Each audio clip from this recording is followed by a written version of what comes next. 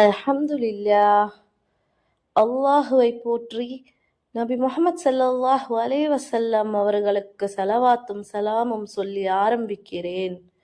முஹ்மினான சகோதரர்களே, சகோதரிகளே, மனிதன் இறந்த பிறகு என்ன ஆகிறான் என்று நீங்கள் யோசித்திருக்கிறீர்களா? இன்று அறிவியல் ஒரு உண்மையை சொல்கிறது. அதன் பெயர் பெட்ரைசேஷன். அறிவியல் என்ன சொல்கிறது?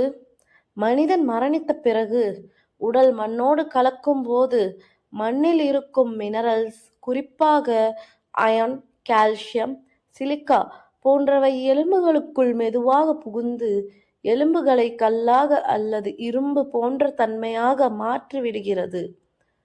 ஆண்டுகள், நூற்றாண்டுகள், 1000 ஆண்டுகள் கடந்தாலும் எலும்புகள் முழுவதுமாக அழியாமல் ஸ்டோன் லைக் ஸ்ட்ரக்சராக மாறி நிலைத்திருக்கின்றன. இதைத்தான் அறிவியல் பெட்ரைசேஷன் என்று அழைக்கிறது. ஆனால் இந்த உண்மையை 1400 ஆண்டுகளுக்கு முன்பே எவ்விதமான மைக்ரோஸ்கோப் லேபரேட்டரி இல்லாமல் குர்ஆன் சொல்லிவிட்டது. சூரா இஸ்ரா அத்தியாயம் 17 வசனம் 49. மக்கிய எலும்புகளாக மாறிய பிறகும் நாம் மறுபடியும் படைக்கப்படுவோமா என்று அவர்கள் கேட்கிறார்கள். அத்தியாயம் 17 வசனம் 50. நீங்கள் கல்லாக ஆகிவிட்டாலும் சரி அல்லது இரும்பாக ஆகிவிட்டாலும் சரி. அத்தியாயம் 17 வசனம் 51. அல்லாஹ் உங்களை மீண்டும் உயிர்ப்பிப்பான். சுப்ஹானல்லாஹ். Stone, iron.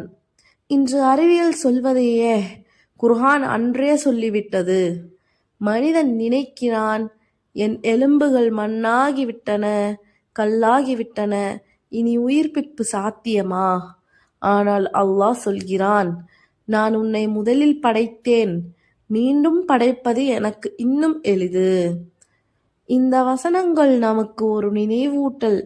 கபர் உண்மை, ஆகிரத் உண்மை, மறுபடியும் உயிர்ப்பு உண்மை.